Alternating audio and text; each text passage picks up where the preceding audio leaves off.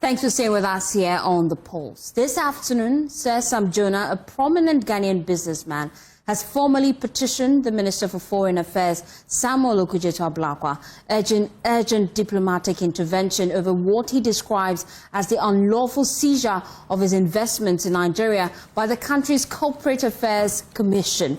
In an 11-page document titled Concise Summary, dated December 13, 2025, Sir Sam Jonah lays out a complex dispute surrounding Abuja's Riverpark Estate.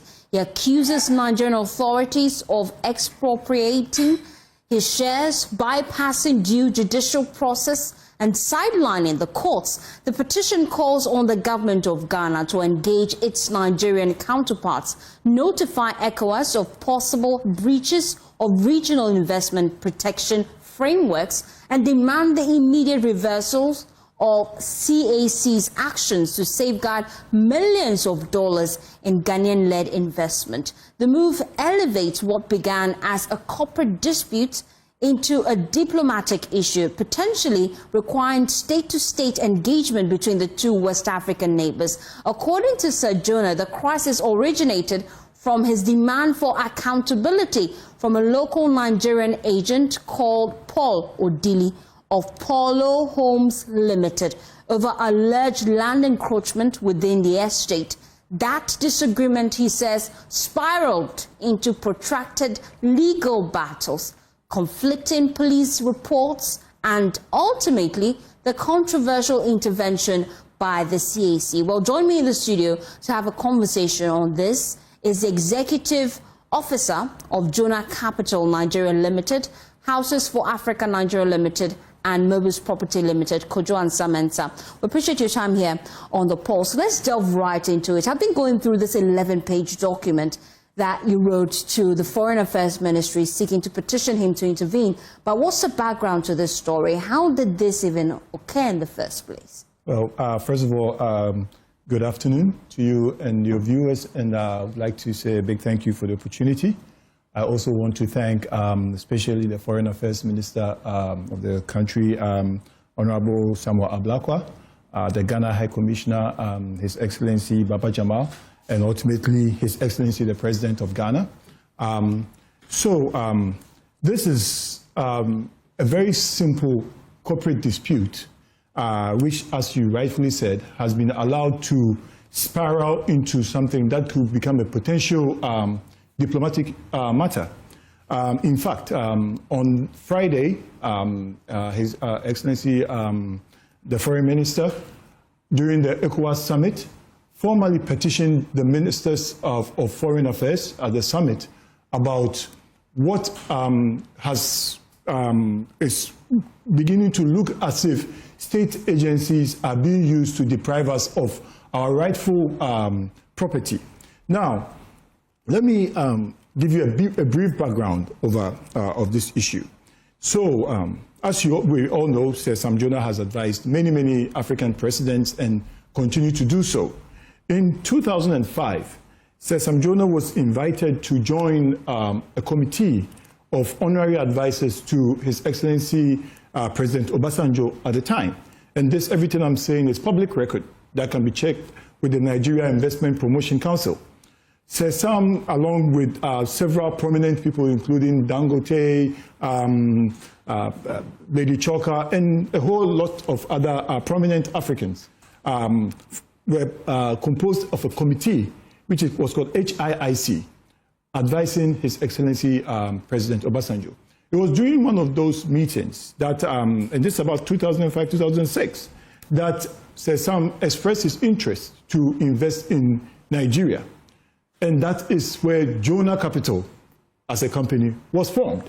Now, at the time, during the formation of the company, and every document I have, everything I'm talking about here is backed by documents, and most of them also by email correspondence.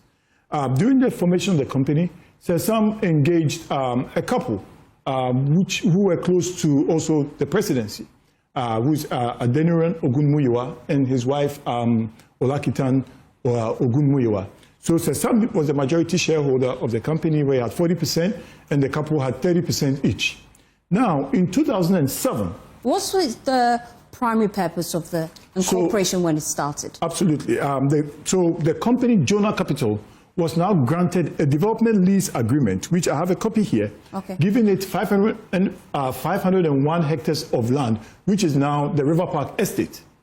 Now, in 2007, at the time Sir Sam was president of Anglo Gold and based in South Africa, he was approached by a company called Houses for Africa Holdings, which has interests across other African countries. So they approached Sir Sam to become an investor. So during Sir Sam joining that company, he invested money in that company, which is also the records are there, and became the chairman of that company and 18% shareholder of Houses for African Holdings. Now, in 2007...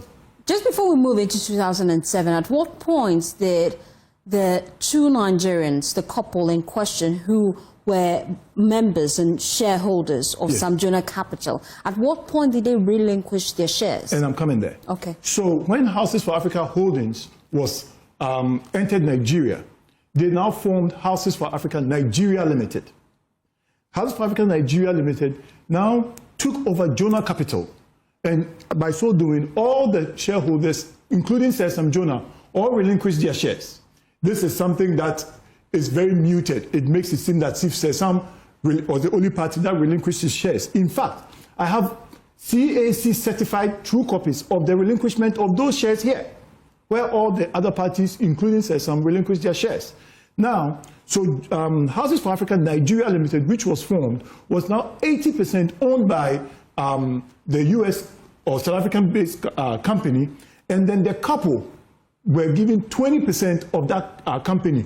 This is also registered by the CAC. Now, in 2000, so essentially you would say Sir Sam had exited the company and was the board chairman of the global company. In 2009, 2010, thereabout, the company, which was financed by a major Dutch company called FMO Bank, and this is verifiable information. You can contact FMO, they will give you the records. FMO Bank now decided that they were no longer interested in doing real estate on the African continent. So at this point in time, Houses for Africa Nigeria Limited, Houses for Africa Holdings was bankrupt. Now, at the time, that was when I came into the picture, I moved to Ghana in September 2010.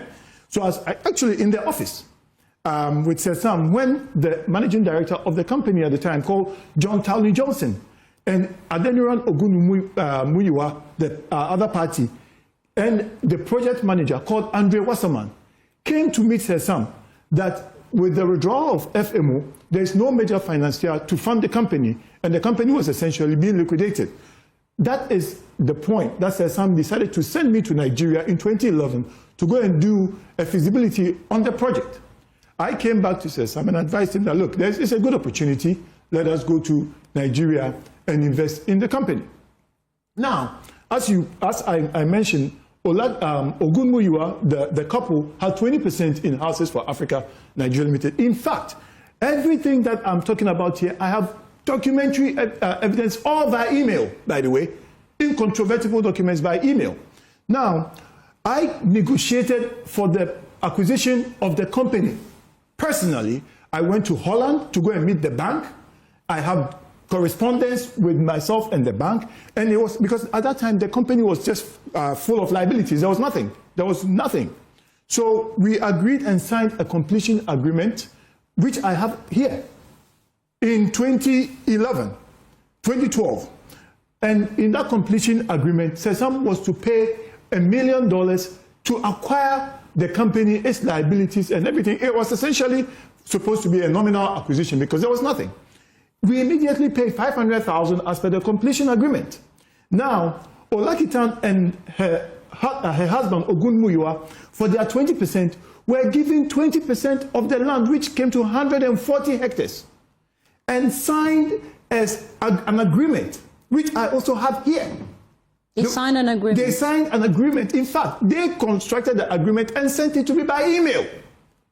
So everything I'm talking about here is backed by emails. In fact, God knows what would have happened if we didn't have email technology then. They sent these documents by email, and in fact, at some point in time, in the shortest possible time, we're going to publish all these documents for the whole world to see.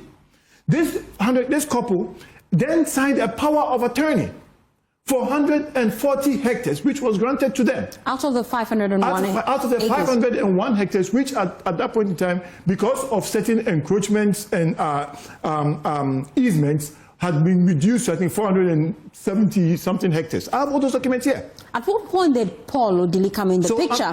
Because I can see in this document you wrote to the Foreign Affairs Minister that indeed you contacted him to help with some documentation. Yes, absolutely, and I have it here. So now, when Ogunmuyiwa and the Ogunmuyiwas now got the 140 hectares, they relinquished their shares. The shareholding relinquishment and everything is here in the head of agreement, which was also registered at CAC, by the way.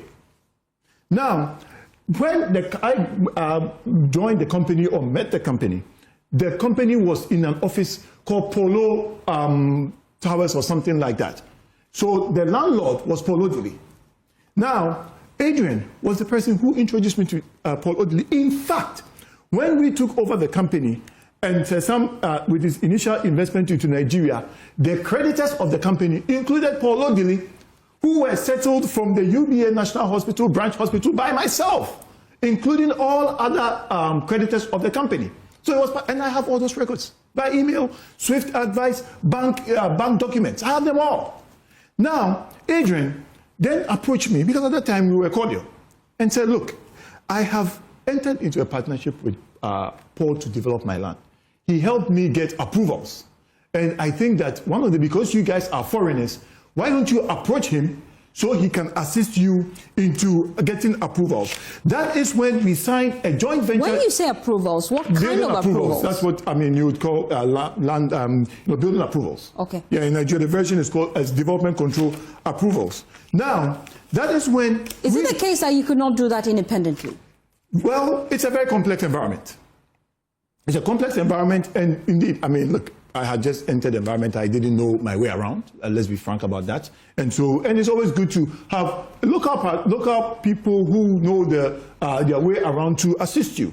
Now, when we engaged Paul Odili, he came to Ghana, came to meet us, met Sir Sam Jonah, and we signed a joint venture agreement on 28th of January 2013. Paul Odili had only two functions, was to secure the land from encumbrance, which, as I mentioned to you, there were several encumbrances in the land, and also to help with approval, securing approvals. I can also see in the petition you wrote to the Foreign Affairs Minister that you contacted him for some 330 acres of land. That was the portion of the land that was residual after we had given the Ogunmuyiwas 140 hectares. I see. And but he didn't do that job. He only procured approval for some 220 acres and when of land. He did the 220 hectares, we gave him 30% as per the agreement, which was 66 hectares. I have bank records of all the funds we have given Paul Odili over the years for approvals for some infrastructure works and all that, which we have also submitted all that to the authorities, which is in excess of $4 million. How is Paul Odili now claiming ownership of Riverpark Estate? Exactly. So after, everybody had received what they had received, Paul had done his work and all that. Just about over a year ago, we noticed that portions of our land was being encroached. So we wrote him.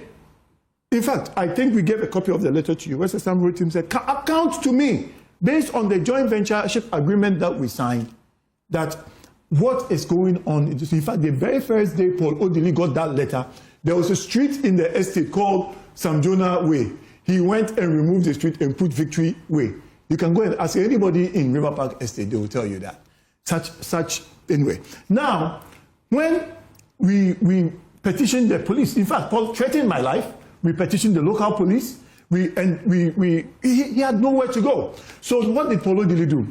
He contacted the Ogunmuyiwas and the South Africans that had come in through Sir Sam to claim that all those documents they had transmitted to us via email were forged by us.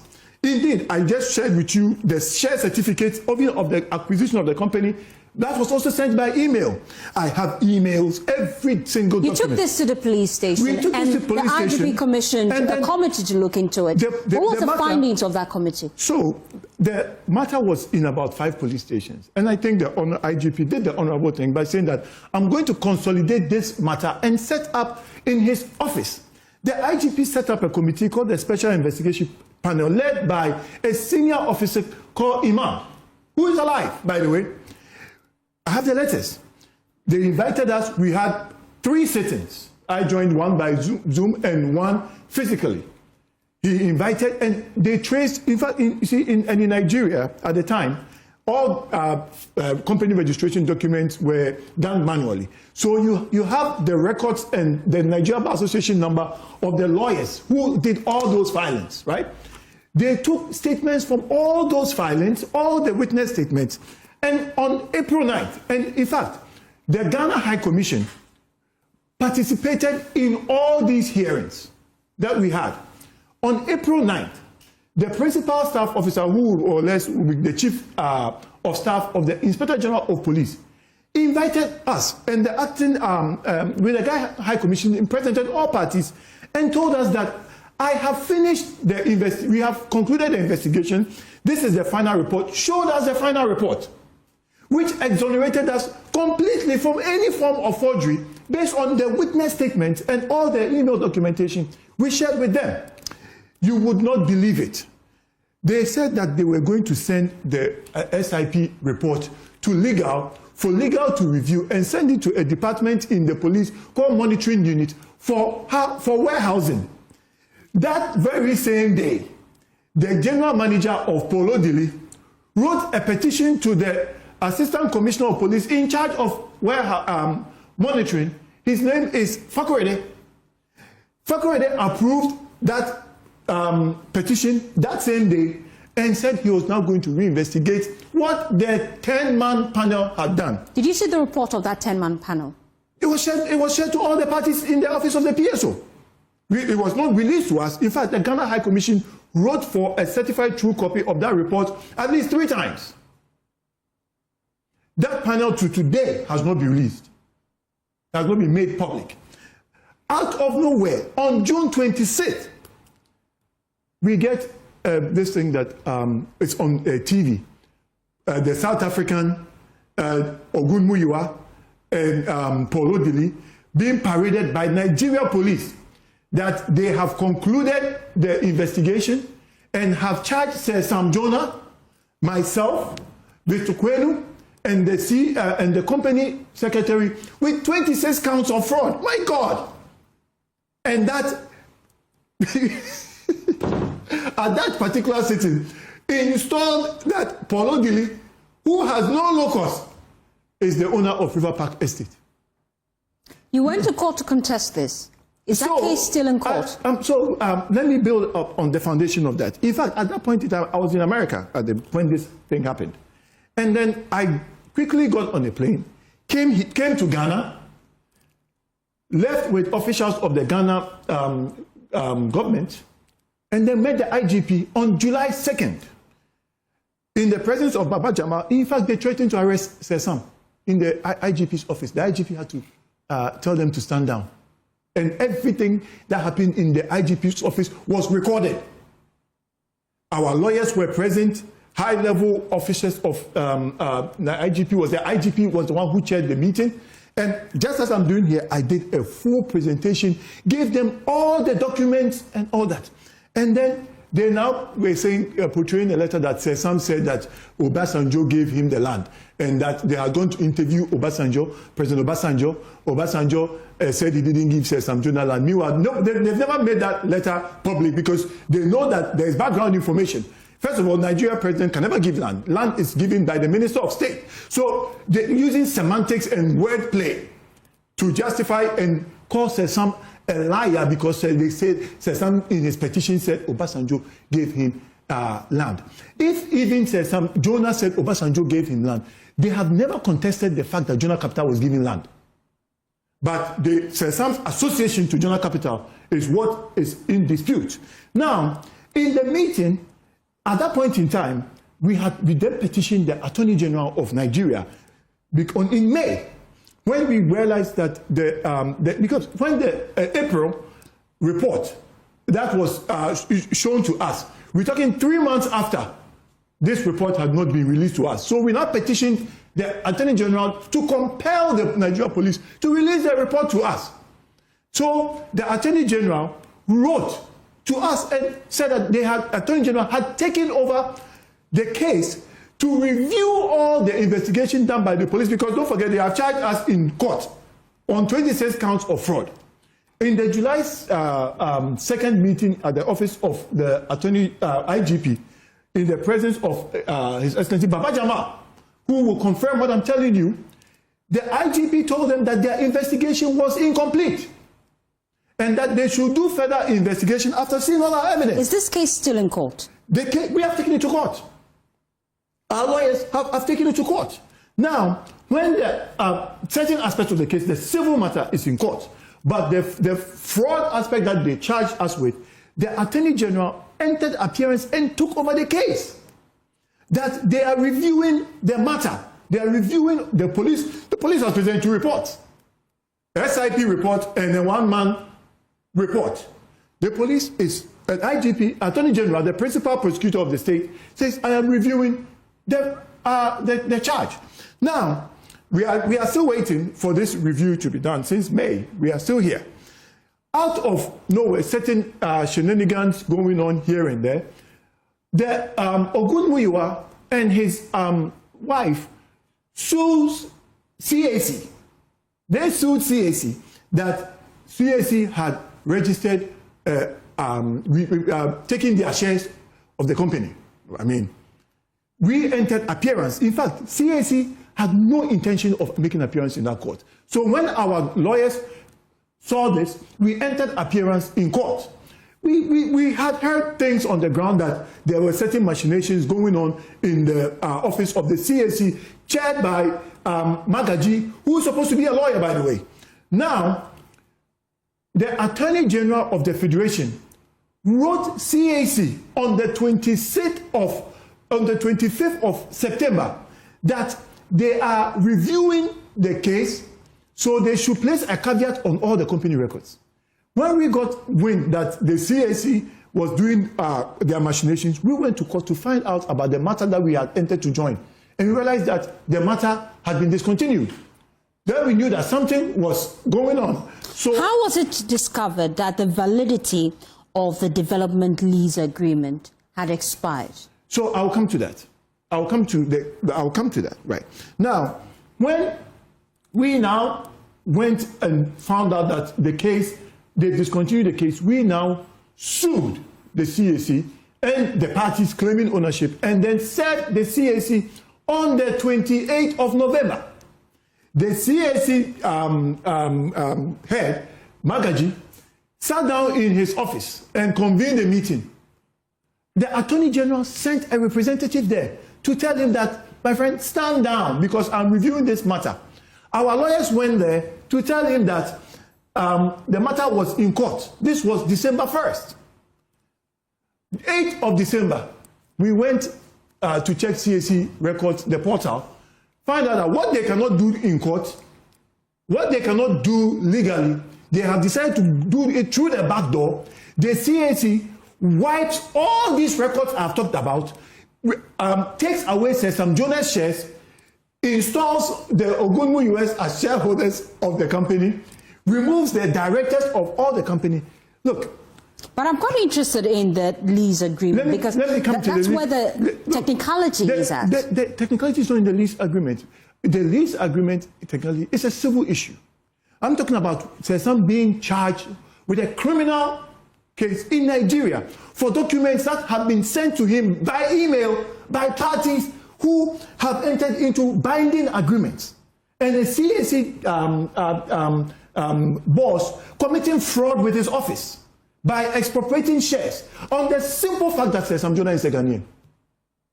Look, when the Minister of State of Nigeria, and this is where the matter even gets more trickier, when the Minister of FCT, His Excellency Wike, who is the person who allocates land, he's in charge of land. In Nigeria, Abuja is not governed by a governor, but by a minister, right? Because the FCT capital. He set up a committee of, I think, about 12 or 13 people, chaired by his head of legal, who is the general counsel, and all the heads of agencies. The ministers asked us all to submit our documents. We submitted, all the parties submitted their documents. Somewhere in August, the minister on national TV, and I'll send you the link so you can show it to the world, came out that the only person that they recognize as owner of that Riverpark estate is JonahCapital, owned by a Ghanaian called Sam Jonah. It is on national TV, on public record. The minister then went on to state that the lease agreement has expired. It's very technical, and I don't want to derail from there. Yeah. But we are not in contention with the minister. Now, you agree that the lease agreement we have our views on and we have written to the office of the minister. But so that's why I'm quite interested in your views, because you're contesting that the fact that the lease agreement has expired, and so we wanted clarity as to what you have that backs that claim. Okay, so if you let me stick to this main point so you can get the main issue, because I don't want you to miss where the crime started. Now, when the minister came up with a committee report and said that, look, the Ghanaians are the ones that own the company. They own the estate. But the development lease agreement has expired. Look, the development lease agreement gives so many remedies for termination. So it's the rightful allotee that will be able to engage the minister and his team on those grounds, right? I see, based on the petition you wrote to the Foreign Affairs Minister, you state here, and I'm quoting you verbatim, Clause 15 of the DLA contains a clear and mandatory procedure for termination in event of a breach, requiring the issuance of a formal written notice of default and the grant of a stipulated period for the lease. Did Sam Jonah or JonahCapital receive any letter or notice of default from the Federal Capital Territory? So, I don't want to, if I don't establish this point that I'm coming to, I cannot address this properly and contextualize it. So, like I said, the agreement that we have with the Federal Capital Territory gives several remedies to all parties. And it's the party that is recognized that can actually call for those remedies to happen, right? Even contest that termination or default or breach, right? The moment the FCT minister came out with his pronouncement, out of nowhere, a lawsuit was, commenced against the FCT minister using JonahCapital. We went to find out that the Ogunmuyiwa had engaged a lawyer using JonahCapital to sue the FCT minister. We attached the company records at the time, which shows the true ownership of the company, and entered appearance in court that we have not sued the FCT minister because we believe in engagement. We believe that the engagement can happen prior to going to court, right? So we wrote to the FCT minister, and our lawyers this matter is, as I'm talking about, in court. Now, because they had no locus as far as JonahCapital ownership is concerned, that is when they now expedited their action to insert themselves into the ownership of JonahCapital to be able to now sue the FCT minister using JonahCapital. Now, the Magaji being served by court orders, being written by the Attorney General that the matter is being reviewed, ignored all that due process and sat in his office and inserted them into the structure of the company, claiming that we have committed fraud. Mind you, CAC is nothing more than an administrative body that cannot investigate fraud. Fraud is a crime which is established by court. None of that has happened. Now, to the point that you are getting at, we have not even made the decision of whether we're going to sue the FCT minister for the breach or alleged breach of the agreement. In fact, they wrote to us after the FCT minister made his pronouncement. I have the letter where the FCT, to preserve the interest of homeowners, had asked us to compile all the list of property owners so that title documents can be processed for them. We have commenced that exercise. Now, we believe in dialogue. So we wrote to the General Counsel that, look, even we have commenced the exercise that we have been asked to do, but we have issues with the clause of termination, and we have asked for a meeting to engage.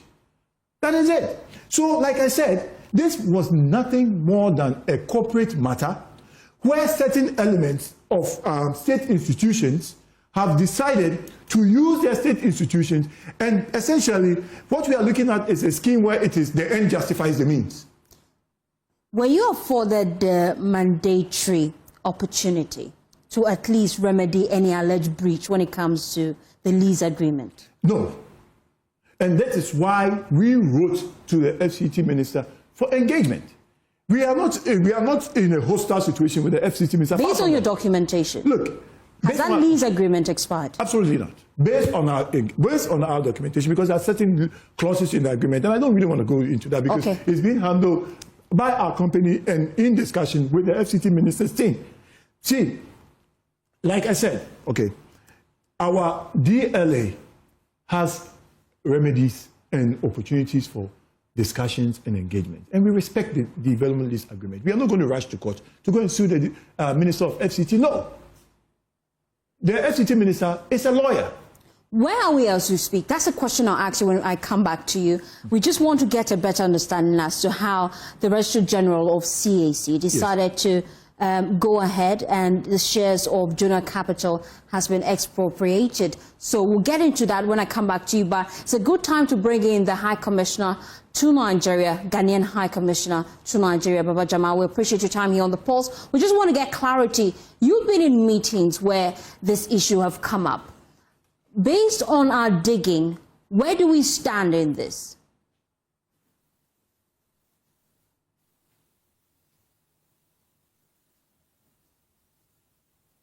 Mr. Jamal? Do I have clear connection to you? I'm hoping you can hear me loud and clear.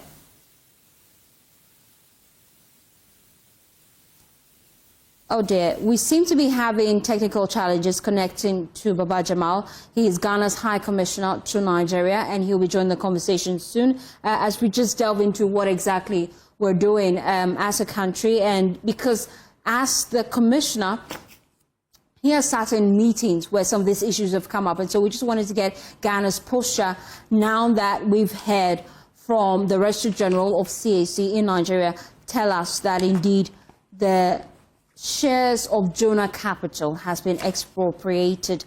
And so we just delve into that whilst we reconnect our lines. At what point did this happen? Did the CAC write to JonahCapital that your shares has been expropriated? In fact, it came to us as a surprise. The CAC never wrote to us. In fact, they wrote to a letter to the Attorney General peddling lies that we did not turn up for the meeting. And the CAC commissioner is fond of posting videos of everything he does. And so we have the video, which he himself posted on his CAC Instagram, of our lawyers being present. And also the representative of the Attorney General being present for the meeting. Look, I want to read a certain document to you if you bear with me. Briefly. Of this document that they claim is forged. There's an email from John Townley Johnson sent to me on 26th of June 2012, and I read portions of it. The share certificates have been prepared, transfer forms signed by me, and are sitting with the lawyers in Abuja. I showed you the share certificate was sent to me by email. Here. The share certificate, which is the bedrock of the company, was sent to me by email on July 4th by the accountant of Adrian Ogunmuyiwa, whose name is Kehinde Yinka, and with Adrian Ogunmuyiwa copied. This is the share certificate they sent to us. So, emailing us this document, and these are some of the documents we shared with the Nigeria police. Here, they shared these documents along with copious number of documents which established our ownership of the estate.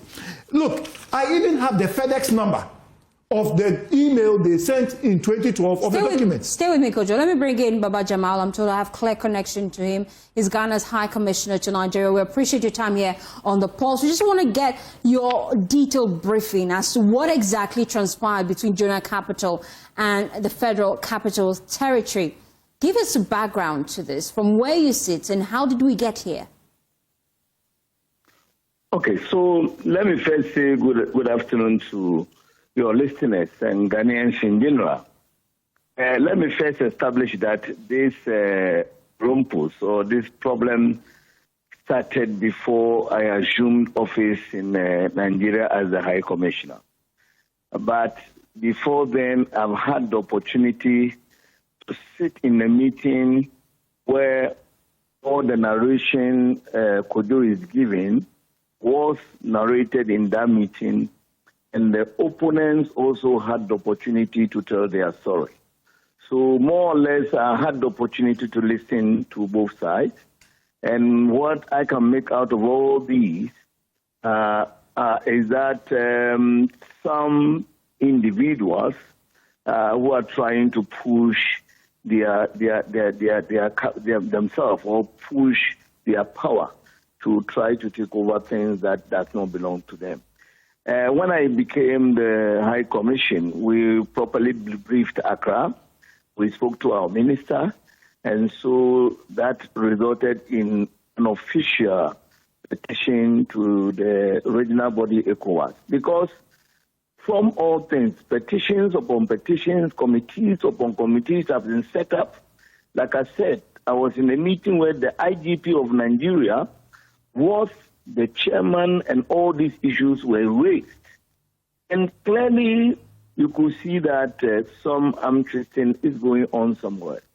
But because we didn't want to escalate this, because we don't want this particular case to, affect the excellent relationship that is between Ghana and Nigeria. Ghana and Nigeria in the West African sub-regions are seen to be the closest countries, and for that matter, we continue to share common commitment towards cross-border trade. So we really wanted to see how best this thing could be resolved without much problem. Because this is a simple, I think, business problem, crisis that has arisen, which could have been resolved, but for some intransigent positions that some people have held. And like I said, in that meeting, all parties were given the opportunity to speak. We had all those who were lawyers, everybody was there to speak. So as at now, the ministry, through the Minister of Foreign Affairs, Honorable Ablakwa, has officially reported to the ECOWAS body. As I talk to you now, today I have signed a letter that is supposed to send the official documentations and the details, because ECOWAS in the meeting requested that we should come with the details of it. And I have just received the documents, and I'm signing a letter today, possibly getting to ECOWAS maybe tomorrow, giving all the details and the documents that Kojo is showing you, hoping that we'll be able to resolve this matter without it, escalating further. So we are escalating it to the ECOWAS court. Yes. Yeah, now, can you hear me? Yes, I can hear you. So we're escalating this to the ECOWAS court. I just wanted to get that clarity. And we know that indeed this appears to be a high-stakes corporate battle brewing, and it has the potential to fracture the existing fragile relationship we have with our Nigerian counterparts. Because you advance the interest of Ghana in Nigeria, I just wanted clarity as to what we're seeking to achieve with ECOWAS. Oh, yes, of course. ECOWAS is a sub-regional body interested in fostering business across the borders in the sub-region. And so it could be a melting point for such problems if that's why we have taken it there. Because it's like we were hoping that as a business crisis, it should be resolved through the courts or through mediation. And that is what has been on for all these years without really seeing any solution, because it seems that anytime a solution is going to be solved, another issue will come up, and then you find it difficult to resolve it. So the best place to go after the Nigerian authorities, after all the issues have been tried, because this case is in court, it's also in the domain of the Attorney General of Nigeria. As I informed you, it's already in the domain of the of IGP, and then also the Trade Minister in Nigeria is aware of this case, where the CAC is under, and where the whole document of JonahCapital is going to be expunged from the record. So definitely beyond all these places, the only place we can go is to go to ECOWAS to ensure that these issues are peacefully resolved. And how is our relationship now with the Nigerian Commission? I'm sure you've been engaging him just to ensure we find lasting solutions to this, especially because there are concerns that workers of Sam Jonah Capital are being attacked on the grounds. No, yes, but you see, we need to also be careful we don't cause any death or we don't destroy the relationship between these two countries. So what is happening, I must say that it is not like an official position of government in perpetuating those things. It's not an official position of the Nigerian government. As Kojo was telling you, it is some individuals who are trying to push themselves in. If you see the story, how an individual can go and even cause a report to be changed and all those things. So I don't think that it is an official position of the Nigerian government. That's why we are saying that we have taken it at the ministerial level. Why you take it beyond the ministerial level? The next thing is ECOWAS. So we are doing everything not to hurt the excellent relationship that we enjoy with Nigeria. That's why we want to explore all possible means. As we talk now, we are trying to even write to the minister to ensure that the attempt to expunge those records from the records of the company should be halted, because this cannot be done. Even in Ghana, we all know that you cannot expunge a whole company's records without going through the court system. And I think that is the law here. But we are wondering why, even when a government institution has been served with the court process, the institution will go ahead and do what is not supposed to be done. So all these put together, we thought that the best place to go is the ECOWAS committee. You know, we also have the ECOWAS court and all those things. These are all avenues we will have to explore. The first is to make a complaint to the Ministerial Council. Once we have done that, the Ministerial Council has requested us to bring all the documentation. As I told you, I just received all the details, which will be sent immediately to the ECOWAS Commission. So then we take it from there. But for now, we are sure that we'll find a solution, hopefully through the ECOWAS mediation. Thank you so much, Baba Jamal, for your time here on The Pulse. He's Ghana's High Commissioner to Nigeria, just letting us know that we're escalating this to the ECOWAS committee just to get finality to this. And as we wrap up the conversation in the studio, we just wanted to find out from you, you have raised concerns about your security on the ground. We see that the Ghanaian government is aiding you with this, already escalating this to the ECOWAS courts.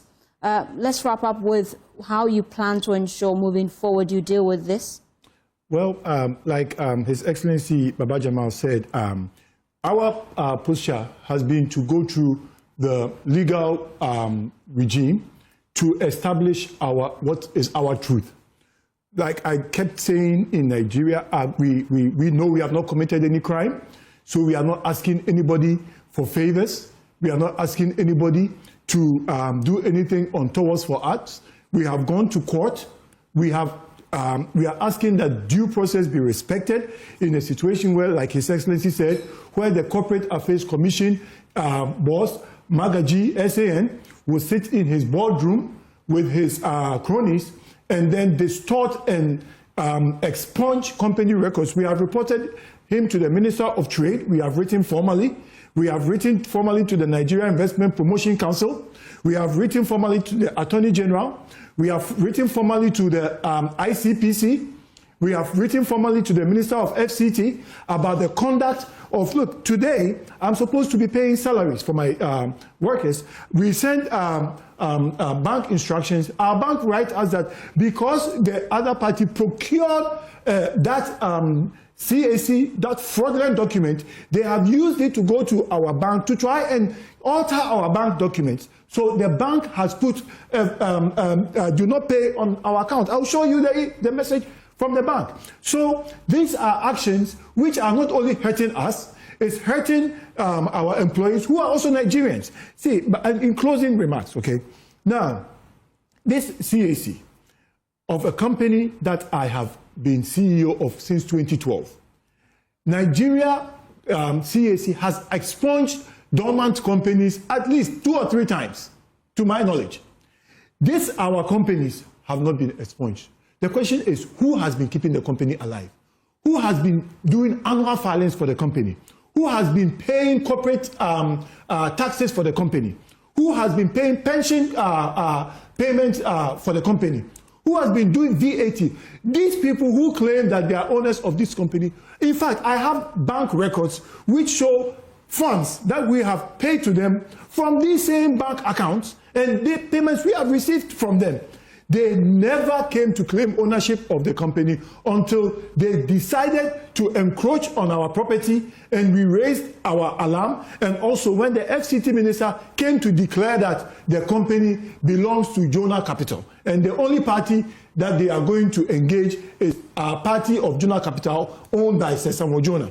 So what we are asking is for due process.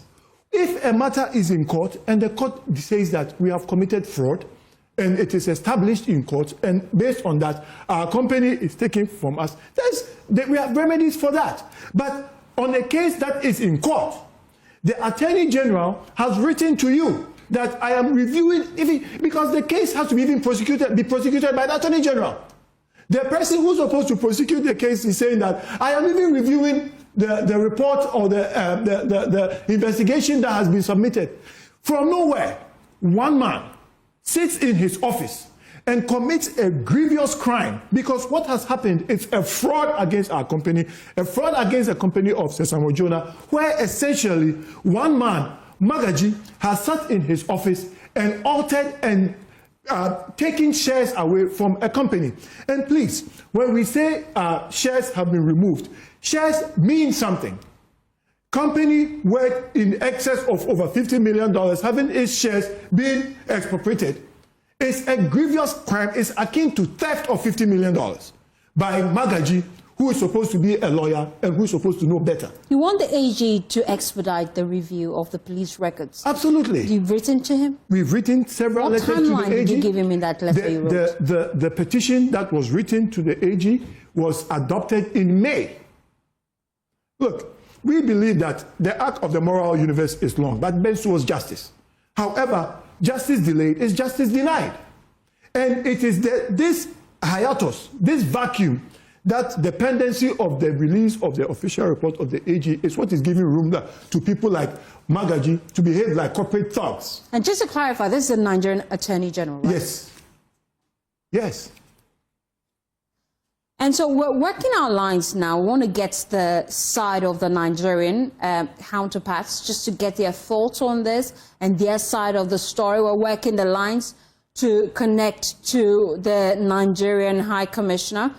Once we do, we would have that conversation just to get their side of the story. But I'm told we're working the lines to get them. And whilst we wait for that, it's a good time to just find out the number of employees right now that we speak. How many of them have not been paid?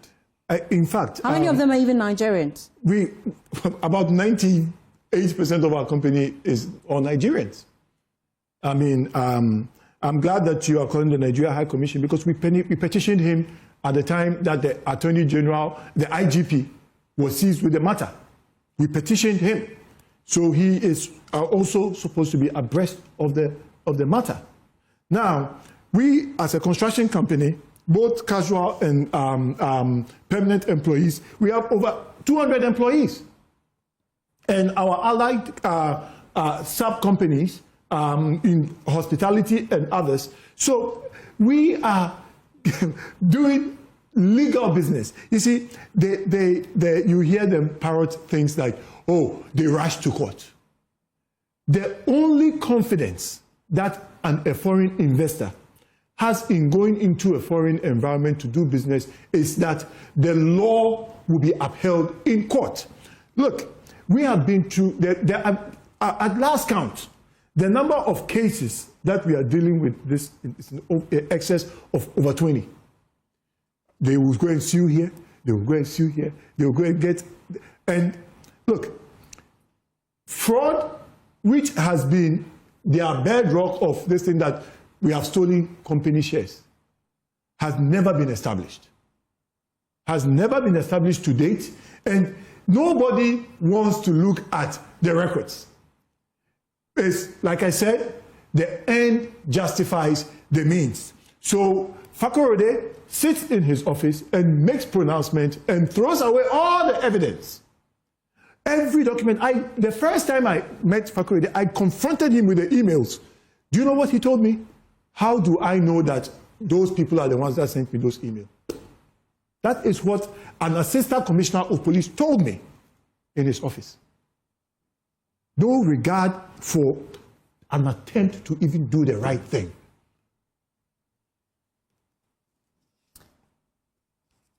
Well, we've been engaging the Chief Executive Officer of JonahCapital Nigeria Limited in the studio. Kojo, we appreciate your time. We're just trying to reconnect our lines to see if we can get in touch with the Nigerian High Commissioner here on the Pulse. We are trying to establish their side of the story. We've heard from the Ghanaian High Commissioner to Nigeria tell us that this is something that they have petitioned the ECOWAS committee to look into. We know that the case is in court. We want to get the side of our Nigerian counterparts. And so whilst we try to get in touch with the Nigerian High Commissioner, we'll be back to have that conversation. But we appreciate your time here on the Pulse, Kojo Ansah Mensah. But stay with me, because after this quick turn, we'll be back with more. Stay with us. Thanks for staying with us here on the Pulse. We are engaging Kojo Ansah Mensah. He's CEO for Sam Jonah Capital Nigeria Limited, Houses for Africa Nigeria Limited, and Movers Property Limited. He joins us in the studio because of this concerns about the operations of Sam Jonah Capital in Nigeria. We have been trying to connect our lines to the Nigerian High Commissioner just to get the side of the Nigerian counterparts. And once we have him, we would have that conversation. We've heard from the Ghanaian High Commissioner to Nigeria tell us that they're escalating this to the ECOWAS committee, the concerns that have been raised. We know that the case is still in court. This protracted dispute is being contested in court. But I'll let Kojo do the talking. We've just been going through the 11-page document that they have written, a petition to the Foreign Affairs Minister seeking his intervention in this dispute ongoing in Nigeria about some parcels of land that Sam Jonah Capital acquired. And there are really a lot of concerns about how this deal has panned out. We've been delving into that, the different strands of it. If you just tuned in, we've delved into that. And we know that the case is currently in court. Kojo, as we wrap up the conversation, you've also petitioned the Trades Minister in Nigeria. What are you seeking with that petition? Look, firstly, like His Excellency said, Ghana and Nigeria have an excellent relationship. In fact, personally, I have many great friends who are Nigerians. So I don't want to be the person to paint all Nigerians with a broad brush, because this is very few people who are hiding behind government agencies to commit heinous crimes against us. Look, if you listen to what we have said, we have petitioned, like His Excellency said, we have petitioned this person, we have petitioned this office. So every attempt that we have made is to go to the right agencies to seek redress. The first and only time we have been to the Minister of Trade is based on when the action of Magaji, the head of CAC, who has stolen our company shares. The Minister of Trade is the supervising minister of CAC. And this must be of grave concern to her, because if foreigners are going to come to invest in the country, and the CAC boss can sit in his company, in his office, and play Russian roulette with company shares and deal in hanky-panky business with his cronies, indeed, the Minister of Trade must be worried. The Minister of Trade must be concerned, because today it's against foreigners. Today it might be against people of different tribes. Tomorrow it might be against people of different families. And if such reckless action is allowed to stand, then law and order has broken down as far as corporate organization is concerned in Nigeria. So we have petitioned the Minister of Trade. In fact, before the gentleman who stole our company shares organized his meeting, we wrote to the Minister of Trade to raise an alert. After our company shares has been stolen by this gentleman, we have written to her. We have petitioned the matter. You see, there is no way we are going to sit down on our hands for such a grand theft to be orchestrated against us. We are going to use all legal means, both within Nigeria and outside of Nigeria, to seek redress. Because this action must be exposed, because it's a crime. What the CAC director or Magaji is accusing us of doing is exactly what he has done to us. He has committed fraud with his office by ignoring due process and taking shares of a company worth in excess of $50 million and putting it in the pocket of his cronies. So, the Minister of Trade in Nigeria has been petitioned. Look, I have company records that he has expunged. I have certified true copies here. Directors that were on the company, it's not just the two Nigerians. There were South Africans, there were other parties who were within the company since 2007. I will give anybody the contact of these individuals and also call them to find out that their own resignation, was it also fraudulently done?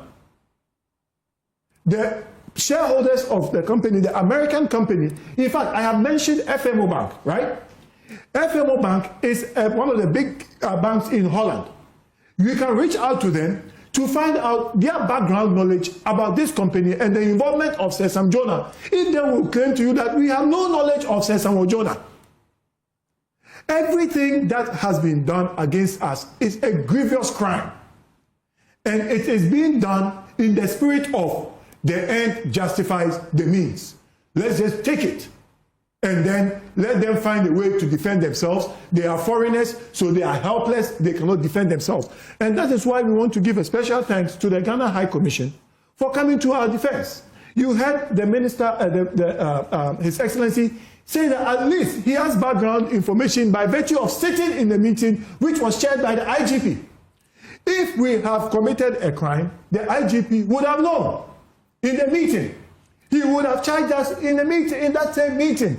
The IGP said he was going to do further investigation. I don't know when that further investigation is going to start or is going to end. We have not received an official letter from the Nigeria police about even the conclusion of that investigation. And yet, a 26-count charge has been charged against Sir Sam. Look, as you all know, Sir Sam is a global figure who has chaired many multinational companies and still continue to do so. Do you know what this has done to the reputation of the man? We have had many companies, international companies, who have picked up this information. And I want to say this to all those companies that have association with Sir Sam, is that he's completely innocent. It is people who are rather hiding behind corporate entities who are trying to take away what rightfully belongs to him and perpetrating fraud against him and using certain elements in the Nigerian society to tarnish his image with unproven charges. Okay. And you're in court. We'll look forward to the outcome of the case in court. And once we reconnect or establish connection, rather, to the Nigerian High Commissioner, would have that conversation with him. But this is where we ended. Thank you so much, Chief Executive Officer of JonahCapital Nigeria Limited and Houses for Africa Nigeria Limited, as well as Mobiles Property Limited. Kojo Ansah Mensah has been my guest here on the Pulse. We appreciate your time. Away from that, have you ever paused to consider the quality of cookware used to prepare your favorite meals and why it matters? Well, scientific research shows that substandard cookware, often made from recycled scrap and low-quality metals, can leave toxic metals in your food. And this is worrying because lead is the focus. The following report by my colleague Carlos Coloni examines how these dangerous products have flooded Ghana's market, leaving consumers largely unaware of the serious risk they pose to themselves.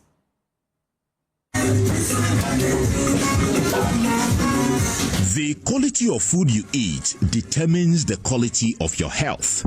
That's why it's often said that what you eat can kill you. But in today's fast-paced urban lifestyle, millions rely on meals prepared outside the home. From local chobas to high-end restaurants, a wide range of cookware is used. One of the most common cookware in every home is this one, dadese, usually made from recycled aluminium. Sharif Umar, a managing partner of one of the biggest aluminium recycling businesses in the Greater Accra region, explains how he sources his raw materials. So we get the raw materials from people who go around the country picking up metals, aluminium, iron, zinc, and so on.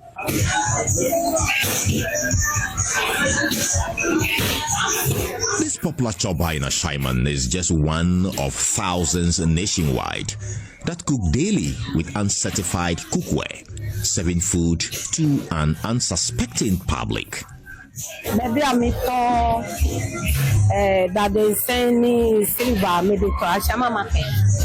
Maybe I'll move more. The whole I'm told, and I'm going to start saying because I know I am a minimum use. Yet research shows these uncertified recycled or low-quality cookware leach toxic heavy metals, including lead, into food. I don't know any idea for that they say they use to cook the food. I don't know any idea of it. So if FDA they have a different way to do them, they don't go use it at the same, then they should only do them so that we will not get effect. As for the same, that is all we know. And since from birth, that's what we have been eating from. So if it has anything to do with it, me personally, I don't know. But the thing is, whether you eat good or you don't eat good, as for the diet, you die. So if you consider these things too much, you might not even eat. It is clear that both the cooks and consumers know very little about the dangers of substandard cookware. So what exactly makes cookware unsafe? Berima Osebunsu, Executive Director of Rose Aluminium Company Limited and a veteran manufacturer, breaks it down. When you have cookware that has lower levels of aluminium, it lacks a certain shine or certain sheen. It starts to dull on its own. Aluminium utensils must never leak. They must never leak. It's something I can say on authority, So if your utensils are developing, leakages and whatnot, then it speaks to the quality of material used to make the, utensils. If you're going to purchase the utensil and it's lacking a certain shine, then it speaks to the quality of the material used in making the utensils. Berima says such substandard products which have flooded Ghana's market not only endanger public health, but also undercut manufacturers who follow proper standards.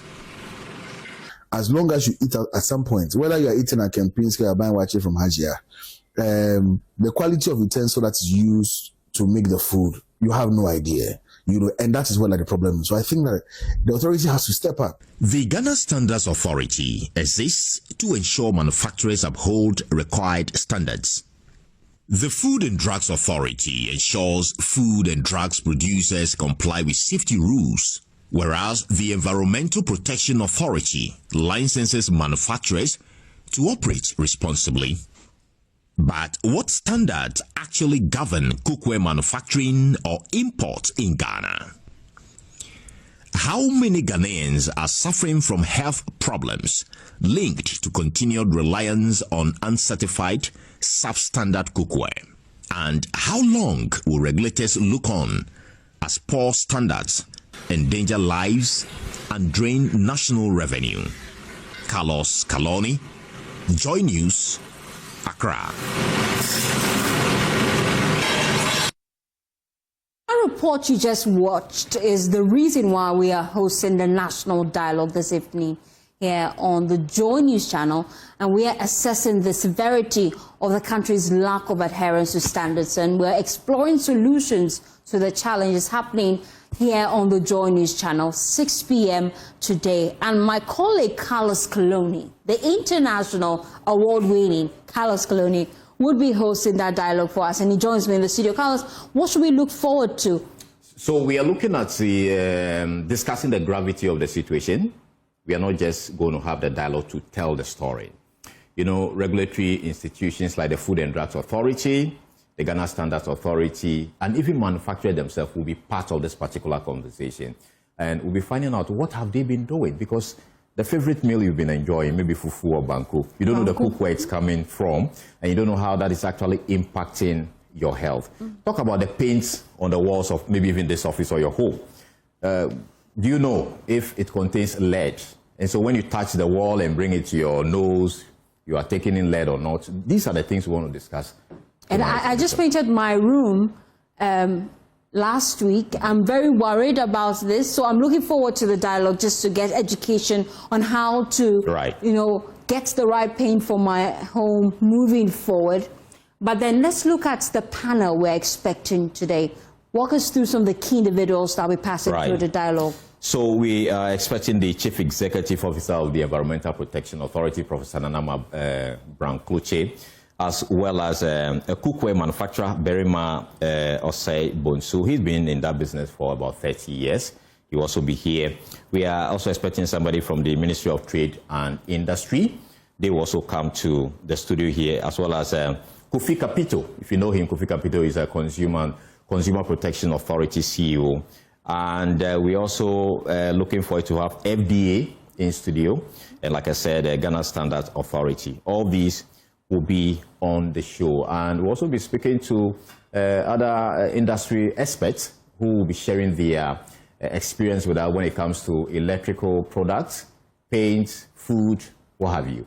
All of that. And we're looking forward to that. It's happening 6 p.m. here on the Joy News channel. And you can be a part of it. You can share your thoughts, your comments on all our social media handles. We're Joy News on TV. While away from that, Interior Minister Mohammed Muntaka Mubarak says the government recognizes the sacrifices of the Ghana Police Service and police officers and remain committed to retooling the service and providing dignified, affordable housing that reflects the weight of their duties. He explained that the belief that a well-equipped officer performs better has informed the introduction of a comprehensive police housing scheme to improve officers' living conditions. Speaking at the commissioning of a new regional police headquarters in Wa, Mr. Muntaka urged officers to manage their resources entrusted to them responsibly. Joy News' Upper West Regional Correspondent Rafiq Salam reports from Wa. Interior Minister Alhaji Mohammed Muntaka Mubarak official visit to the Upper West region was on threefold: to meet members of the Christian-Muslim Relations and Dialogue Committee, members of the Upper West Regional Security Council, and to commission the new Upper West Regional Police Headquarters. Before that, he made a surprise stop visit to the Grandview Hotel, where the Upper West Regional Coordinating Council was holding its second meeting. Alhaji Mohammed Muntaka Mubarak touted the relative peace enjoyed by the people in the Upper West region, urging them to embrace it. He disclosed that the Upper West region, per their indices, is the second most peaceful region in the country after Volta region and the most peaceful in the 5 northern regions. Interior Minister Alhaji Muntaka Mubarak also used the opportunity to speak about the gun amnesty initiative launched by his ministry. My brothers and sisters, believe me, every arm that you see with someone that is illicit is a potential threat to somebody's life. That is why we are opening it up so that, look, if you have it, you've not registered, come forward and let us know each person's. If it is you know you are not the type who should be holding that firearm, surrender it to us. And we are not going to be asking where did you get it, how did you have it. Between now and 15th January, it's open. But beyond that, believe me, we are going to intensify stop and search. We are going to be doing random sweeps. Areas that we know there's likelihood of arms will go in and surround houses and do those kind of search. And when you are found, that time prosecutions will follow. He then rolled out and headed to the regional library, where he met with members of the Christian-Muslim Relations and Dialogue Committee and disclosed to them the challenges faced in dealing with persons involved in illegal mining, particularly Chinese. When we arrest them, they either don't have working permit, or even when they have working permit, our laws do not allow you to, as a foreigner, to be involved in small-scale mining. So we use this and we're removing many of them. And since we came, over what do you call it, this period of 11 months entering the 12 month, I have removed over 600 foreigners out of our country because of one offense or the other. And for me, people were saying, "They know why we should have finished prosecuting them." For me to take them to court and not secure prosecution, and then they will get. And you know, one of the things the Chinese were doing was simply, you arrest him, he says that he doesn't understand any language. You do everything. He says he doesn't have any ID, no passport on him or her. He doesn't understand any language. So he gives you his name, Muntaka. So you record it in your system as Muntaka. So when you take him to court and his bail, he moves out from Kumasi to, say, Takwa. And then he's finished. You can't locate him. Because the name that he gave you, Muntaka, is not his actual name. He, however, is hopeful that with the setting up of special courts by the Chief Justice, they will be able to deal with the issue. Now that we have a special court, that will have interpreters to interpret their language, there's no need to remove them again, because now we can deal with them. We can deal with them. But initially, we're not having a way to deal with them. So if you take them to court, the case lasts so long, and then before you realize, they get free. And then they go back. So we just said that if we find it in cyber fraud, in our forest, and doing galamsey, our first option is to remove you. But now, thank God, the Chief Justice is creating a special court, and therefore now we have basis where we can send them, because there's a special treatment, a special judges that have been allocated by the Chief Justice. So there's the Interior Minister ended his time at the regional library with a meeting with some selected senior officers from the various security agencies. Reporting for Joy News, Rafiq Salam. Wow. And that's how we wrap up the polls. For more news, please log on to myjoyonline.com. Some top stories there. SML corruption trial. Court takes plea of 6 accused. Grants 50 million Ghana cedis bill. You can go on myjoyonline.com to read that story. Some other stories there. Ghana recovers some $15 million from international crypto fraud syndicate, and that is from the Attorney General. You can click on that for more, as well as a story from Martin Pebu saying Ofori-Atta has no intention of returning to Ghana to face charges. That and more on myjoyonline.com.